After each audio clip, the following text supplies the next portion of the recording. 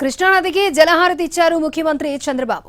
ఎన్టీఆర్ జిల్లా పవిత్ర సంగమం వద్ద కృష్ణా గోదావరి నదుల కలయికకు జలహారతిచ్చి ప్రత్యేక పూజలు చేశారు. ప్రఖ్యాత ఇంజనీర్ కేఎల్ రావు 129వ జయంతి ఉత్సవాల సందర్భంగా కార్యక్రమాన్ని ప్రత్యేకంగా నిర్వహించారు.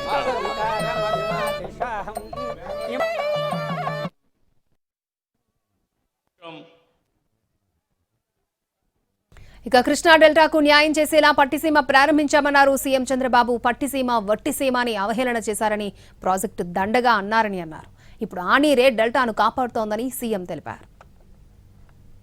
ఆనాటి ప్రతిపక్షం ఎన్ని విధాలుగా నన్ను విమర్శించాలంటే విమర్శించారు. పట్టిసీమ వట్టిసీమ అన్నారు, పట్టిసీమ దండగా అన్నారు.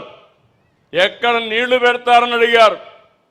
80 టీఎంసీ నీళ్లు తెస్తారు, తీసుకొచ్చి ప్రకాశం బ్యారేజ్ అంతా 2 టీఎంసీ 4 టీఎంసీ ఉంటుంది.